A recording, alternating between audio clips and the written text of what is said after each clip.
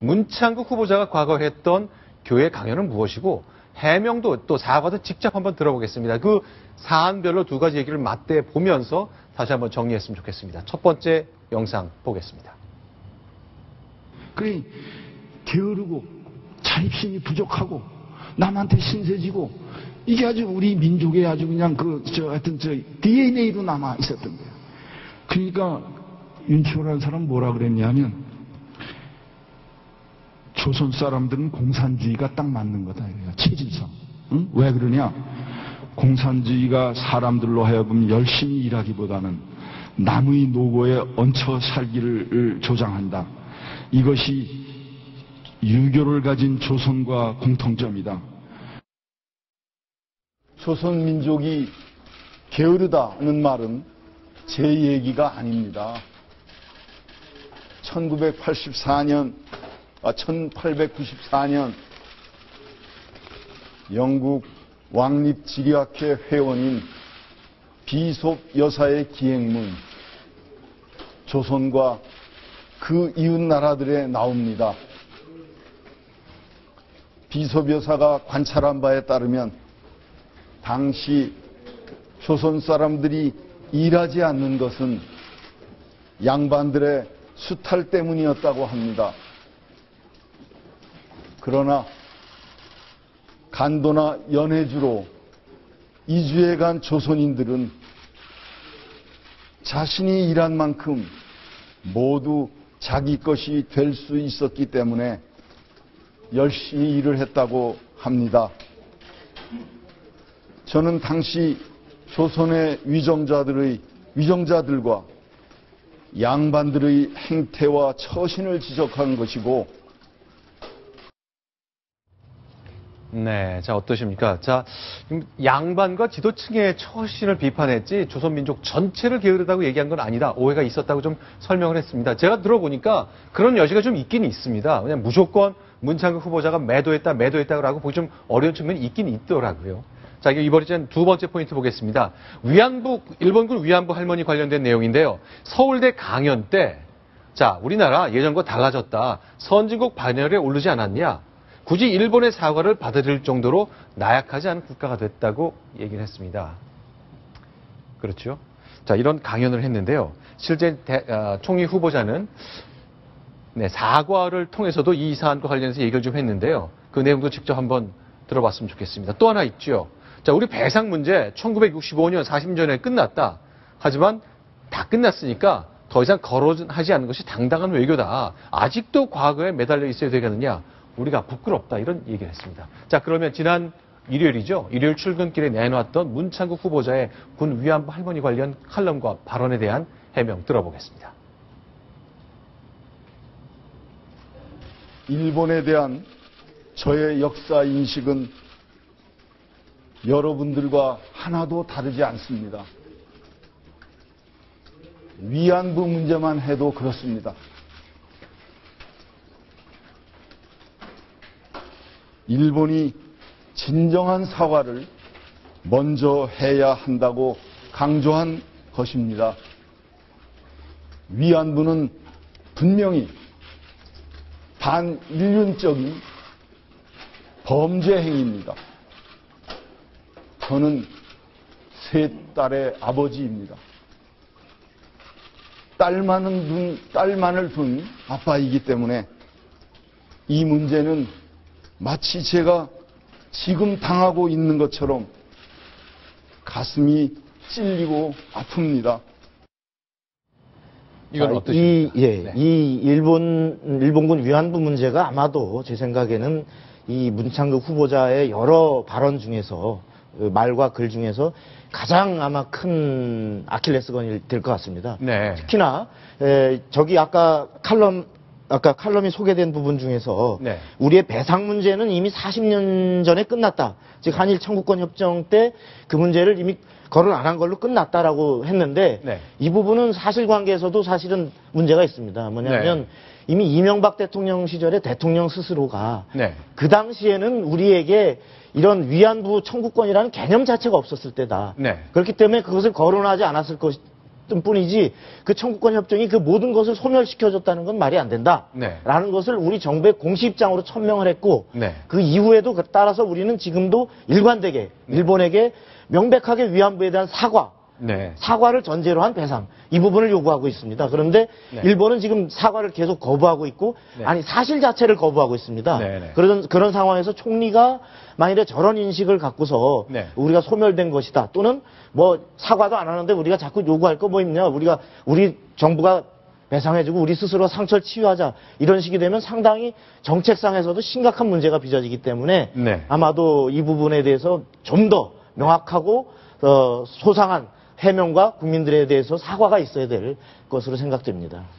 알겠습니다. 자, 지금까지 두 가지 포인트를 짚어봤습니다. 하나만 더 보겠습니다. 분단이라는 것, 모든 문제의 뿌리라고 주장하는 그룹도 있는가 하면 우리 민족에 큰 고통을 주었던 것인데요. 분단에 대한 이 문창국 후보자의 생각, 그리고 일요일날 나왔던 해명 같이 한번 들어보겠습니다. 너희들은 고난이 필요하다 해서 하나님이 우리한테 고난을 전 주신 거라고 생각해요. 36년의 고난을 거치고 난 다음에 대한민국에게 독립을 허용하신 거예요. 그것도 다 하나님의 뜻이라 이거예요. 6.25를 왜 주셨냐? 미국을 붙잡기 위해서 하나님이 그 또 돌아보면 미국을 붙잡기 위해서 주신 거예요. 그 다음에 경제발전 했습니다. 경제발전했는데 경제발전 누가 시켰습니까? 우리 힘으로 했습니까? 물론 우리가 새마을운동도 하고 박정희 대통령이 뭐 하고 다 했습니다. 우리가 열심히 일했습니다. 진짜 하루에 3교대씩 밤을 새우면서 일을 했습니다. 근데 그 일에서 상품을 만드는 게 다 어디 갔습니까? 그거 어디서 다 사줬죠? 그것도 미국에서 사준 거야. 우리 경제 개발의 가장 뿌리는 뭐냐? 미국에서 사줬기 때문에 하는 거야. 일본 식민 지배와 남북 분단이 하나님의 뜻이라는 것도 그렇습니다. 우리 민족에게는 시련과 함께 늘 기회가 있었다는 취지의 강연을 한 것입니다. 식민 지배와 분단이라는 시련을 통해 우리 민족이 더 강해졌습니다. 지금 우리 앞에 놓인 가장 큰 명제는 조국 통일입니다. 통일도 이루어질 것을 믿기에 이 분단의 상황은 아프지만 견딜 수밖에 없다는 취지의 말이었습니다.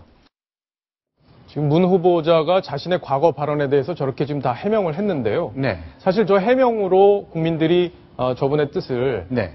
왜곡됐다 이렇게 이해하는 사람들은 거의 지금 많지 않은 것 같습니다. 네. 저 해명으로도 문 후보자의 과거 발언 또 과거의 글 이런 것들은 분명히 문제가 있다는 게 국민의 판단이기 때문에 네. 그 판단을 존중하는 것도 청와대와 여권의 몫이 아닌가 싶습니다. 알겠습니다. 그런데 이런 역사관 논쟁 이외에요. 뭐 어떻게 보면 좀 부차적일 수 있습니다만 군복무 관련된 논란이 조금 이어지고 있는데 명쾌하게 설명이 좀 안 되고 있죠. 예. 설명이 있긴 있었습니다만 어떤 내용인가요? 예, 그렇습니다.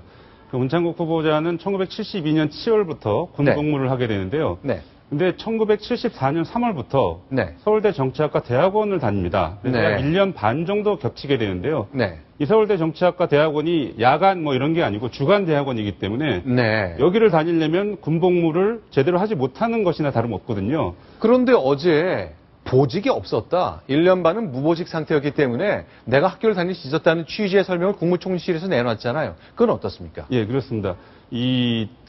자신은 한 1년 반 정도 네. 보직이 없었기 때문에 저렇게 네. 1년 반 정도 겹치게 대학원 네. 다닐 수가 있었는데 네. 그때 실제로 보직을 보면 네. 1973년 7월부터 네네. 74년 4월까지는 네. 해군 1차장 비서실 부관을 했습니다. 그리고 해군 1차장이라면 요새 해군 참모 차장 예, 맞습니다.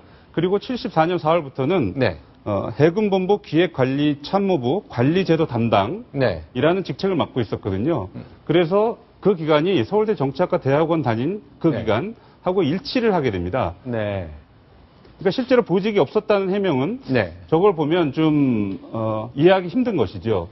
비서실 부관이라면 저 참모 차장이 내 부관이지만 공부를 잘했던 서울대 정치학과를 나온 똑똑한 학생이니까 지금 장교가 됐지만 공부를 더 하고 싶다니 해라. 이렇게 양해했을 수는 없습니까? 뭐 그랬을 수도 있는데요. 네. 근데 실제로 뭐 그 시대 때는 또 그런 일도 네. 가끔 있었다고 합니다. 근데 네. 실제로 이 비서관 부관이고 그 뒤에는 또 네. 이 관리제도 담당이라는 또 실무를 맡고 있었는데 네네. 그 상황에서 자리를 떠나서 대학원을 다니고 네. 이랬다고 하는 거는 좀 그때 기준으로도 네. 좀 특혜를 받거나 특별하게 아니면 좀 이해할 수 없는 일이 아니었겠나 이렇게 네. 생각이 듭니다. 지금 저 대목과 관련해서 지금 문 후보자 측은 네.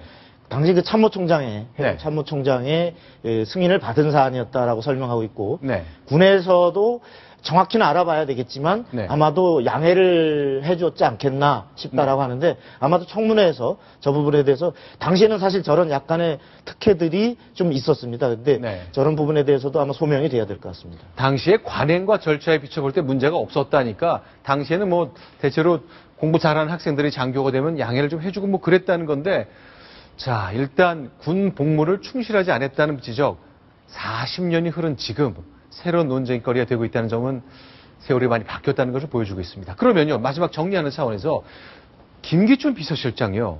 자 그러니까 청와대 내 인사위원장으로서 모든 인사에 총괄적인 책임을 지게 돼 있는데 지금 어떻게 돼 있습니까?